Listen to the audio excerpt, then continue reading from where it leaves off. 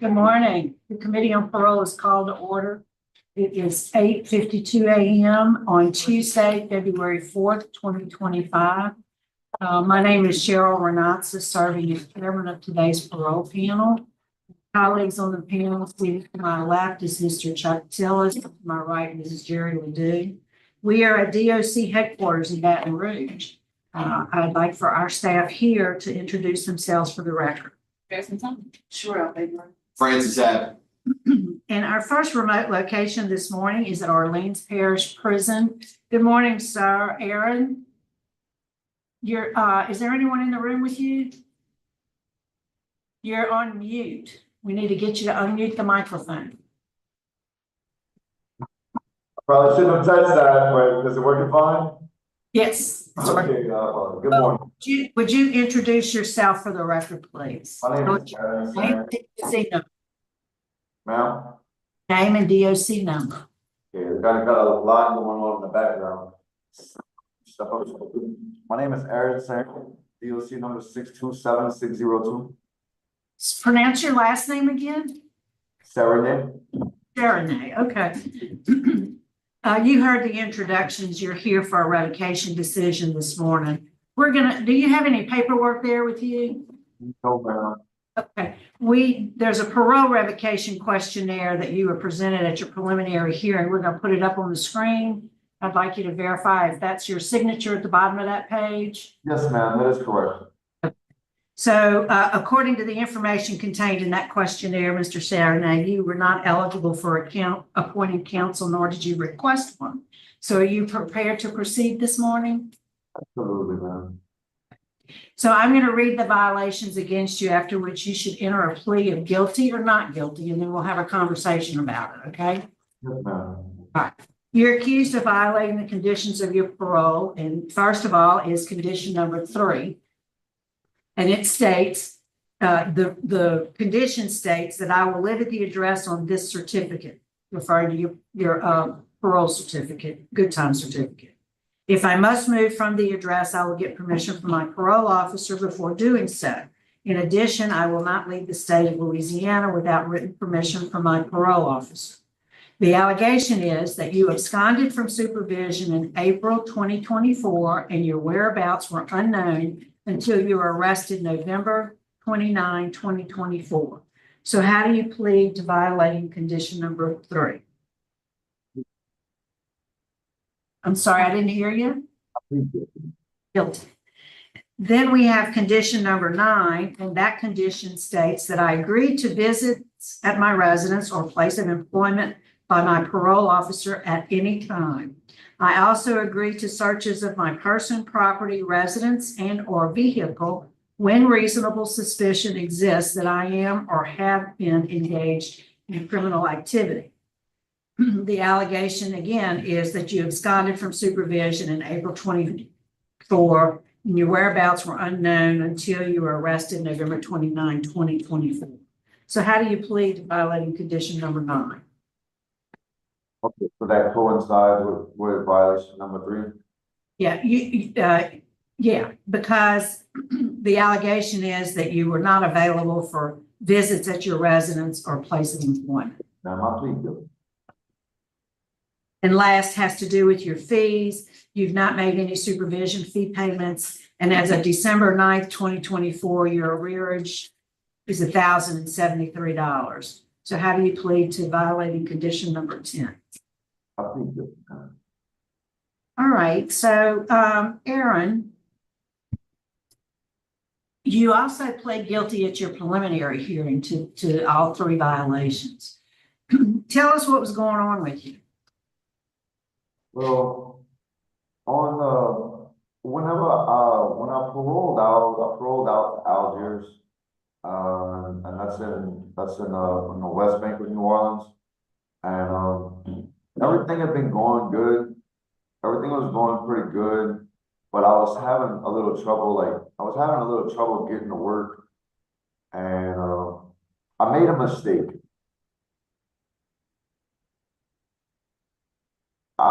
When I left from my prison sentence, I was on fire for God. I was on on fire in my faith, I was deep in my faith, but I made a mistake and I put something before God, and that was my wife. And so I didn't know what I was coming home to. I thought I had an understanding of what I was coming home to, but what I should have done is I should have came home and used the resources that were available to me, and I should have established something for myself and for my family, which I didn't. And I came home to a kind of tricky, kind of dense situation, and you know, things wasn't really in control. Things was kind of out of hand, and financially we weren't stable. And you know, trying to take care of things at the house. My stepson was into some stuff in the streets and stuff, and I was trying to get him out of it and mentor him out of it. We eventually lost our home, and we had to relocate. So when we did so, we went to South Louisiana, to where I'm from. That's where you may see in the records where I had changed addresses to 464 West 47th Street, Cutoff, Louisiana. Okay. And once again, the situation wasn't what I thought it was. My father has land there, and he has a camper that was on the land. So when we moved there, I was under the impression that I could just pay a couple $100 and get the lights turned on. But the storm previously had tore away all of the property. So the camper that was placed on the property needed an elevation permit to be able to get electricity put there. And so it was over like $2,000-3,000. It was $2,600 from what I can recall. And it was just my wife, she catches a social security check, and being in the rural part of Louisiana like that, it's really hard to work if you don't have a vehicle. We didn't have a vehicle, so we were living off of a generator, and we did that as long as we could. Her son was murdered, and so we were raising her granddaughter. And so, like, at a certain point when that became kind of harsh living conditions, where Mr. Beckdell was checking up on me, I had sent them back to New Orleans. So I sent them back out here, and I stayed down there for about a month, still trying to get it together, and I couldn't. And I started to, I believe in honesty being the best policy. I just want to be honest with you guys, because I feel like we can have a better understanding than. Yeah, well, so let me interrupt you, please. When did you move to Cutoff? I moved to Cutoff probably early November of 2023. 23. Yes. Okay, and so you were being supervised then, and this says that from April of 24 is when your officer had no knowledge of your whereabouts. So where were you in April of 2024? Well, because of the situation with not being able to get electricity and living in like a poverty state like that, I came back out with the help of the Muslim Reentry Initiative. It's a nonprofit called MRI. I had moved back out here in New Orleans, and I called Mr. Becknell, and I let him know, like, hey, I'm sorry that I didn't ask permission. I'm sorry, you know, that I didn't previously, you know, let you know. But I moved back out to New Orleans, and it was bleak. The situation was bleak, and I needed to move. But I'm So here. why did you not make contact with the parole officer? And that was what he said. He said, hey, man, you're doing better than most people. You contacted me, but you need to go and sign up.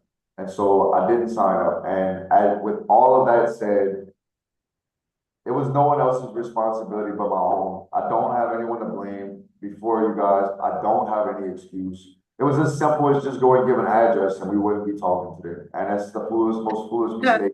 But Erin, you're a fourth offender. You've been on supervision before.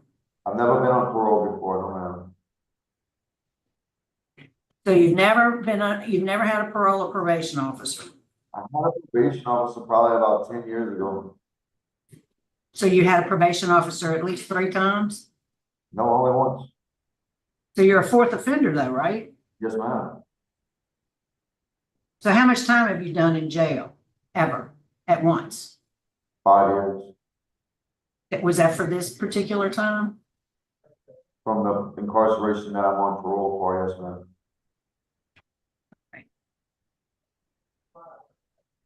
So, you mentioned your wife several times. Where is she today? I was hoping she would be here. Kind of a little disappointed that she's not.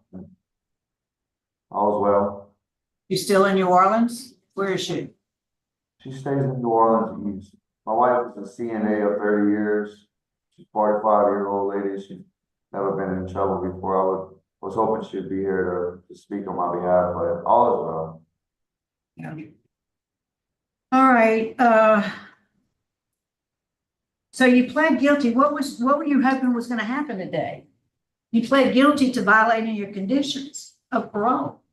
I understand that I'm not eligible for a technical revocation. And I understand that today it's very likely that I'm gonna be revoked. I'm just praying for favor in the sight of God, and I'm praying for leniency, but in life we have to learn how to take accountability for our actions. And so as I said, I don't have anyone to blame for not signing up when I came back to New Orleans.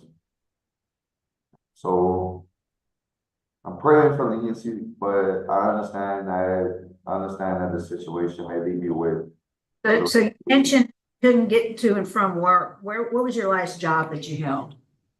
I worked at police for 3 days, and the manager she had a lot of corrupt stuff going on, and Where was that at? Say that again. Wendy's, and Wendy's. that's whenever I moved back out here from Cutoff. I worked at Wendy's for 3 days, and there was a lot of stuff going on there was a lot of drugs and stuff at the restaurant. I worked there for 3 days, and I was like, I don't want to be around this. So you got a lot of excuses there, and you got to grow up a little bit, I believe. I have no excuses, ma'am. I should have done differently. You do have excuses. That's all you've been telling me today is excuses after excuses. You know, I'm concerned about you. You know, I understand your situation where you had to move from the West Bank to cut off and all that, and you know, having difficulty with transportation and what have you. I don't have any other questions. Any questions? No. Yeah. Okay, Mr. Tillis has some What questions. do you plan to do if you're released again?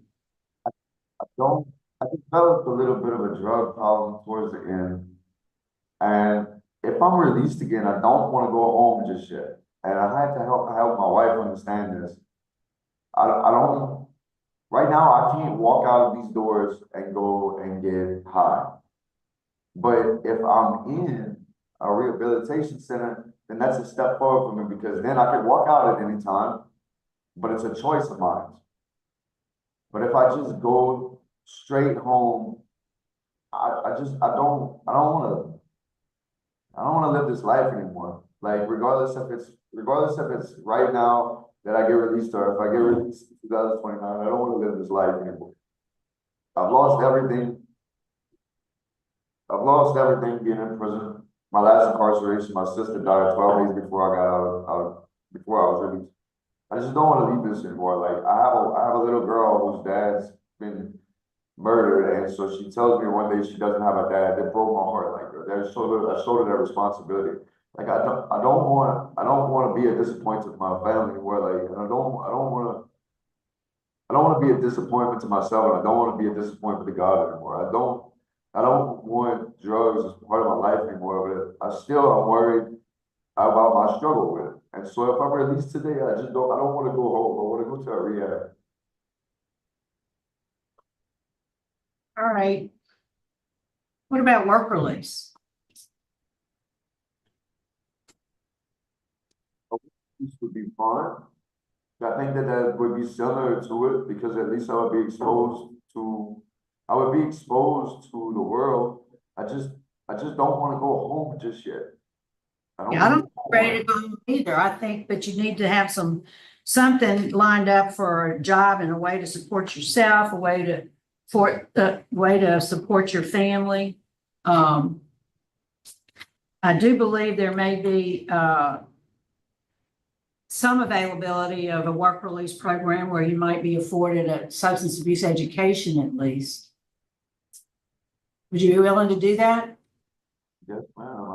for a long term? If I knew exactly what to do with my life, I didn't have a greatest upbringing. If I knew exactly what to do with my life and I had guidance, then I wouldn't be here before you guys. And so Stand. whatever Erin, suggestions you have. Erin, stop. We're trying to give you some help. I'm going to vote. My vote today is in lieu of revocation that we send you to participate in a transitional work program, work release for 9 months. After your release from, and hopefully it'll be one that has some substance abuse education so you can address that issue. After release, you're to have a substance abuse evaluation and comply with any treatment plan that is recommended for you. Now, I'm just one vote, but that's what I want to do. Mr. Tillis, I concur. Mrs. Ledoux. You know, Erin, I think we're giving you the best shot to get straight that you can get at this point. My vote is also to send you to a transitional work program, requesting that if they can find one with substance abuse education to do that. You do need to do some follow-up. I really hope that you have the opportunity to make some better reentry plans, look for a place that you can settle down and get your life together, okay? Good luck to you. Erin, that concludes our business. We're going to sign off. It's 9:09. Thank y'all.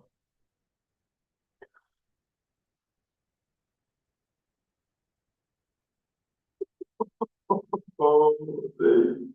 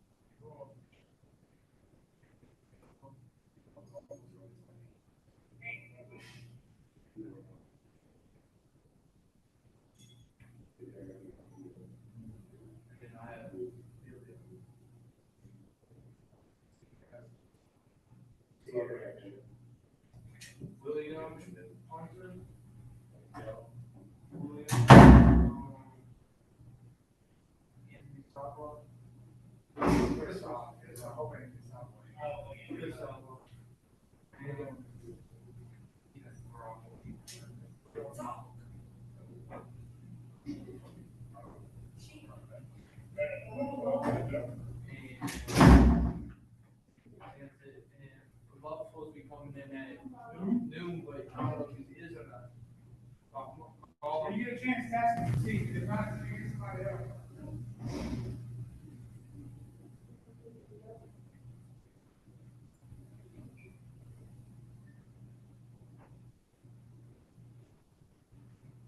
I saw Ashley. Yeah, I know. You might go. She said when she told you I did. When she told you I did. Sure did. You know you like me. Stop. Yeah.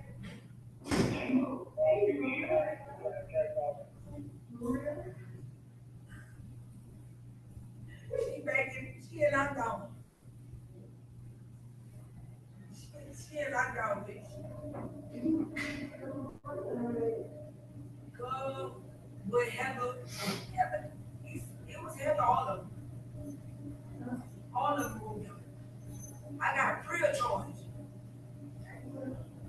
Well, it was prayer. It was no day charge.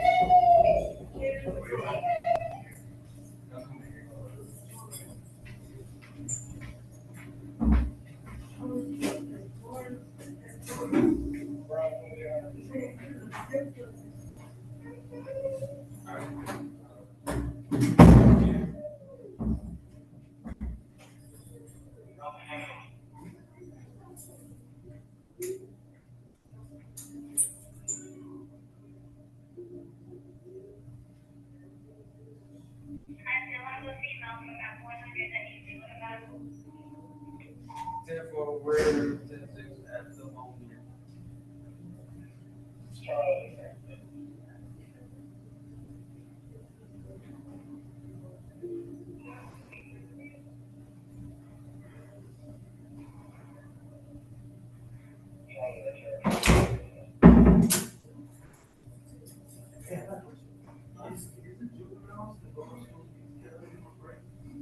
What? The juveniles and the donors are supposed to be together for rape.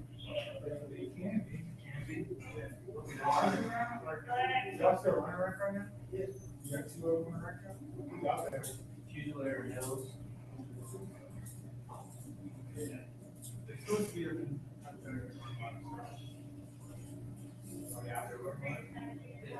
They just managed with, I think that one, like it was 1,100 thing. The juvenile at the same time, what is it up?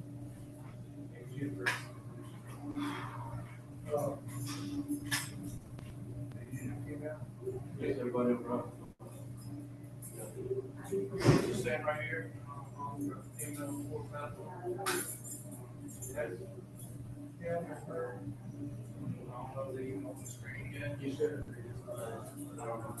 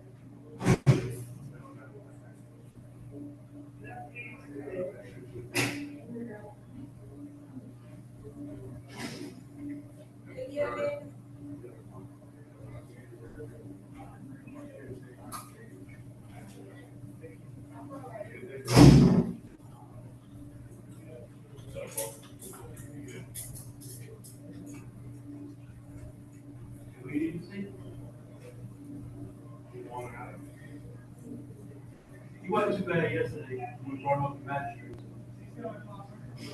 Yes.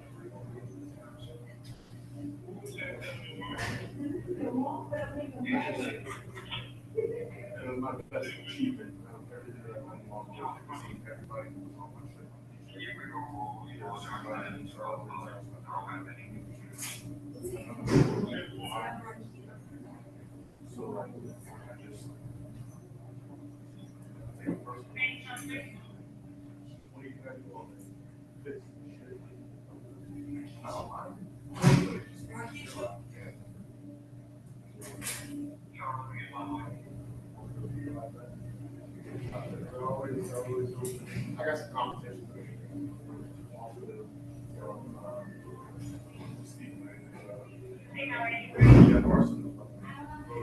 Fire out later on, it's not a suit.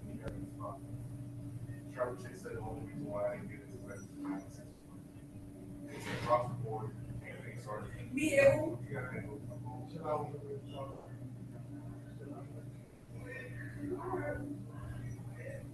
He said if I were to make you something, I told him,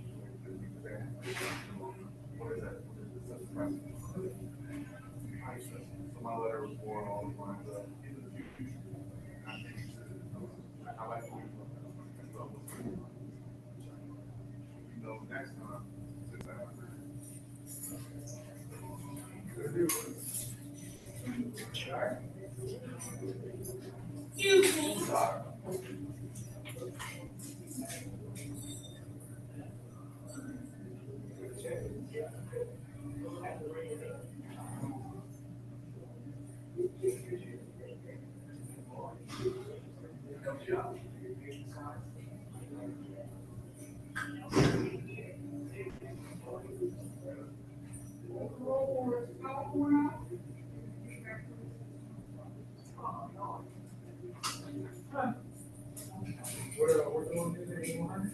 no. Yeah, I was in England. I was in Yeah, I was in I was never.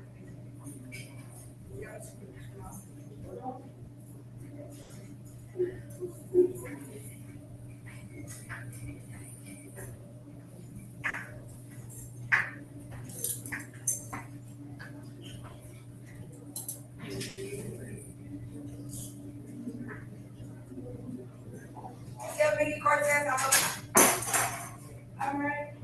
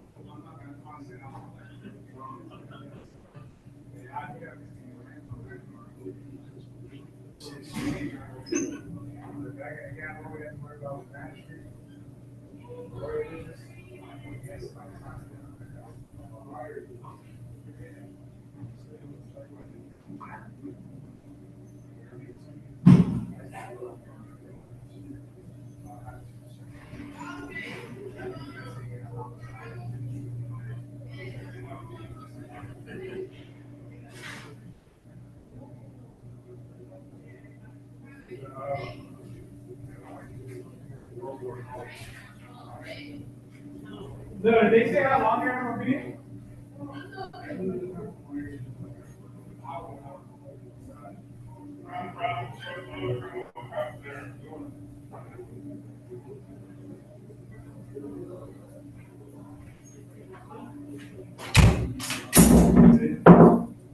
Hey, the power went out on the parole board side, it's gonna be a few minutes. All right, The power? on their side, it went out, it's gonna be a few minutes. Oh, all right. Someone just hit the room though. Someone just hit the room though. You want to get the slide screen or something? Someone's already here.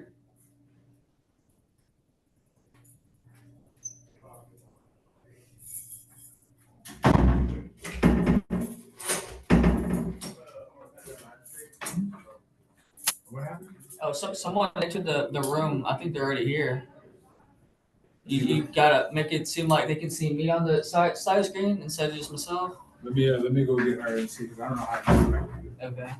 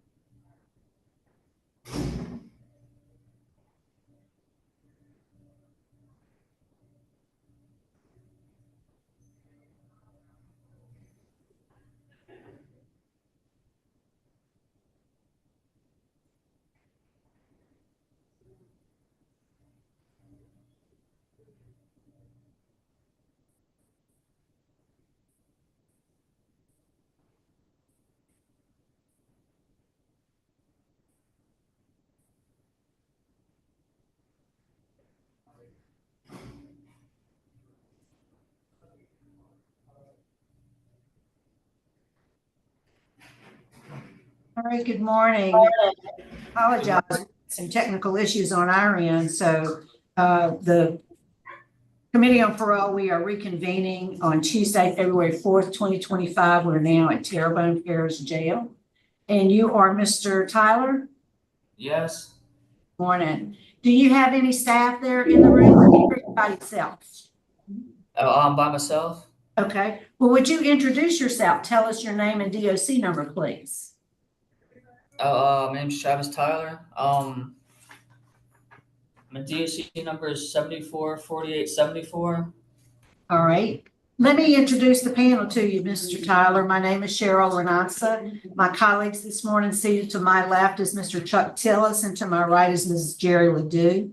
We're here for a revocation decision this morning. Do you have some paperwork there with you? A parole revocation questionnaire? Oh, yeah, it's right here. Yeah, is that your signature down at the bottom of that page? Yes. All right, so based on the information in that document, Mr. Tyler, you're not eligible for appointed counsel, nor did you request appointed counsel for this revocation proceeding. You ready to move forward? Oh, yes. Okay, so I'm going to read the allegation against you, after which you'll enter a plea of not guilty, and then we'll talk about what happened. So, Mr. Tyler, you're accused of violating the conditions of your parole, specifically condition number 4. And that allegation is that you committed the offense of simple battery of the infirm, which resulted in your arrest by the Terrebonne Parish Sheriff's Office on November 24, 2024. Agent Collins confirmed that the charge of simple battery of the infirm is a misdemeanor, not a felony charge. But how do you plead to violating condition number 4? Oh, guilty? Okay. Well, your case this morning, Mr. Tyler, has been assigned to Mr. Tillis. Would you answer his questions, please? Good morning. How are you this morning? I'm fine. What happened, Mr. Tyler? I mean, what's causing these violent acts? Oh, the reason I did that is because the lady cursed me out and I got really angry and I couldn't help it. I flashed out and I didn't mean it. I'm gonna have to work on my anger issues about that, and for the future, I'm not gonna flash out like that anymore. Were you on drugs or doing drugs? No, You don't do drugs.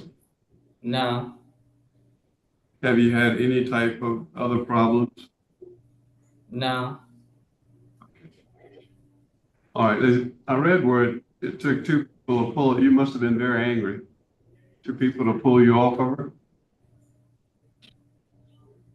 Oh, my brother was there and he had a baseball bat, but I assumed that he struck her with the baseball bat too. No one really got that when they arrested me. Okay. Your brother hit her? No, Who did your brother strike with a baseball bat? You say your No, brother was there. my brother had a baseball bat. I think he struck her with the baseball bat. That's why she had a lump on her head. Okay. All right, I have no more questions. Mr. Tyler, you do have anger issues. Your original charge was aggravated battery. So you say you never had a substance abuse problem? No, You've never done drugs? no. The record doesn't agree with your statement. The record I have before me. What record? The record I have, the information that's been made available to me indicates that you may have a substance abuse problem. No, I just got out of Cottonport. Yeah, no, you got out in, you were detained rather in November. You were released in October of last year. Yeah. Yep. All right. I don't have any other questions, Mrs. Ledoux. Mr. Tyler, when you were incarcerated, did you have any classes? Where were you incarcerated? Raymond Laborde. They have a lot of classes. Did you take any kind of classes when you were incarcerated previously? I took 3 good time classes. What were they? Living in balance, anger management, and the pre-release. So the anger management didn't really stick, huh? Didn't learn anything from that? Oh, not really. All right. Thank you. All right, Mr. Tyler, I think we've concluded our interview. I think we're ready to vote. Mr. Tillis will be voting first. Mr. Tyler, I think you need some more classes to take, and especially anger management, and my vote today is going to be to revoke. Mrs. Ledoux? My vote is to revoke based on violence against victims. And Mr. Tyler, I do agree. You pled guilty to violating condition number 4. I agree that you need some additional classes to help you with your anger issues. So my vote today is to revoke your parole. So today, sir, your parole's been revoked. Good luck to you. I don't need my parole revoked. I wasn't really looking for that. Well, that's just what happened for you today, sir. Can I please have my parole not revoked?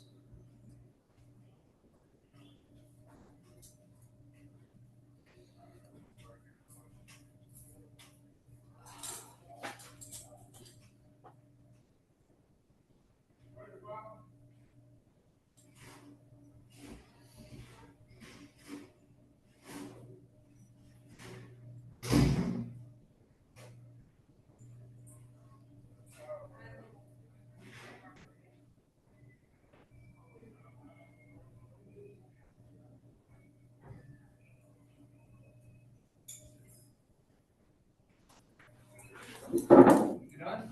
Yep.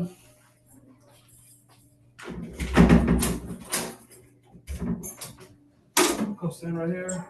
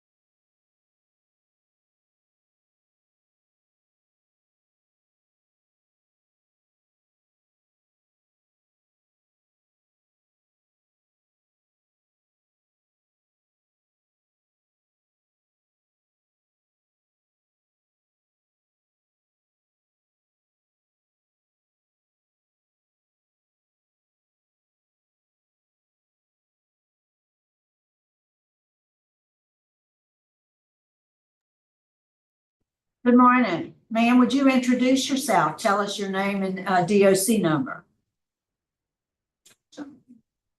Your microphone's on mute. Can you unmute it? Hi, good morning. My name is Dena Sylvester, and I don't know my DOC number. I left my paper just now in the back because y'all screen had cut down, and I had brought me back to the back, and I had left my paper. Okay, well, hold on. I'm gonna help you out. Now, how do you pronounce your first name? Dena Sylvester. Okay, pretty name. I couldn't figure out how to pronounce it. Let me let's see. It's like your master prison record.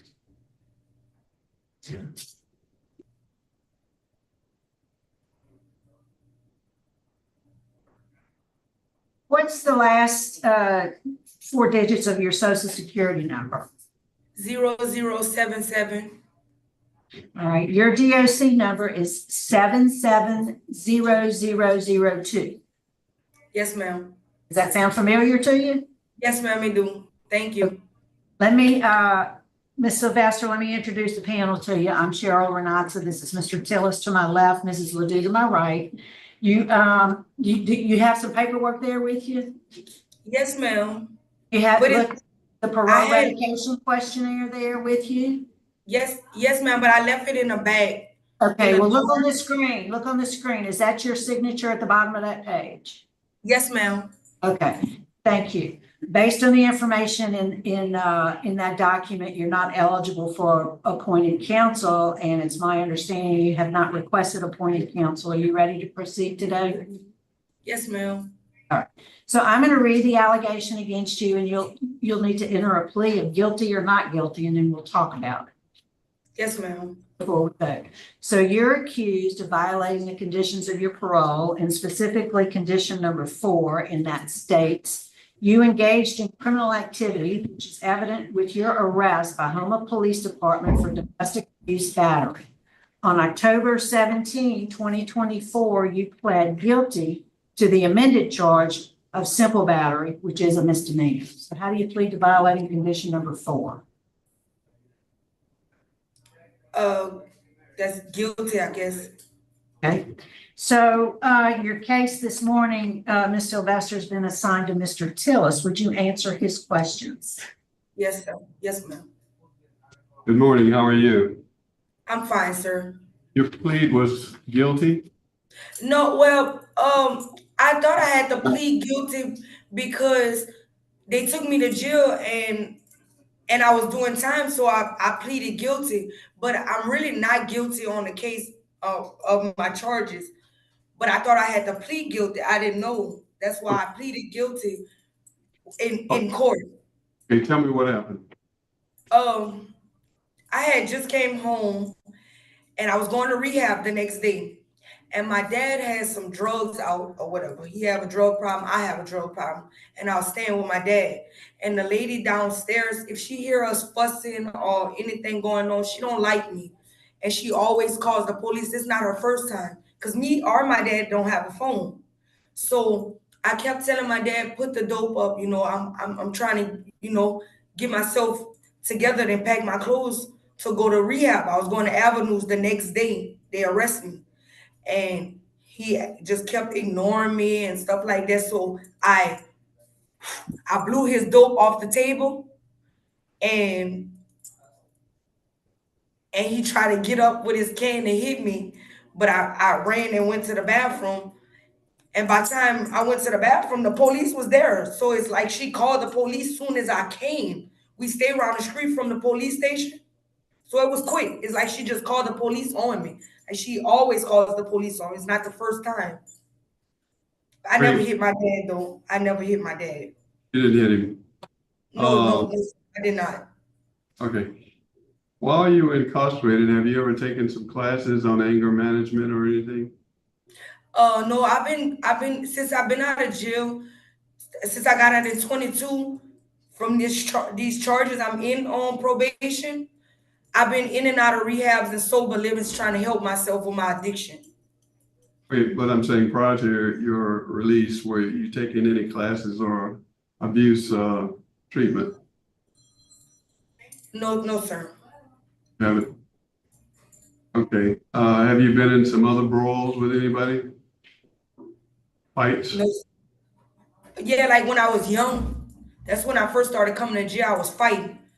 I used to fight a lot, but with people my age. No, I never fought my dad. I don't fight old people. I don't disrespect my elders. I see.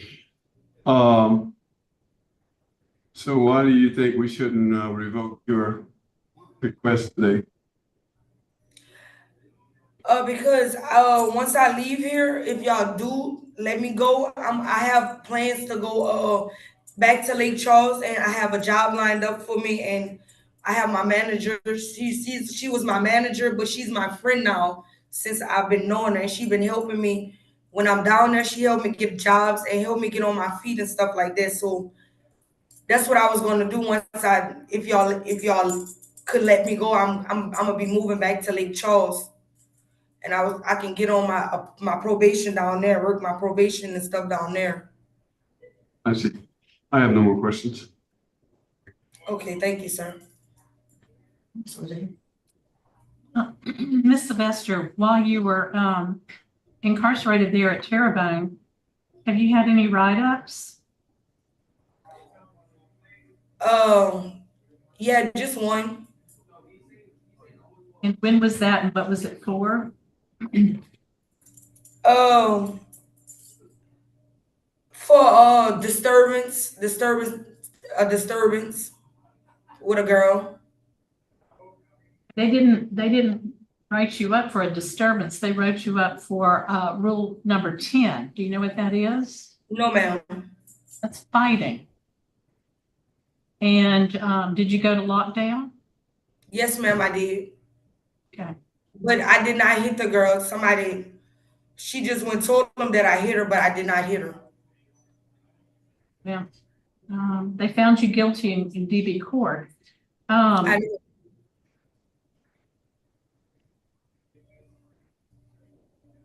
It says that they reviewed the camera footage and saw you.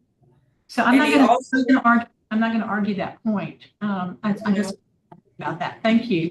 So let me ask you, Anisha, why were you at your dad's? Excuse me? Why were you at your dad's house? I was staying with my dad. What was the address? Magnolia Street, but I don't know the address. Because who lives on Prince Collins Street? Yeah, we was staying there, but they moved. He was in a camper, so they moved him to Magnolia Street after that. Yeah, to an apartment? Yes, ma'am. And so the police report, the story that your father said to the police when they got there that day is quite different than what you said. That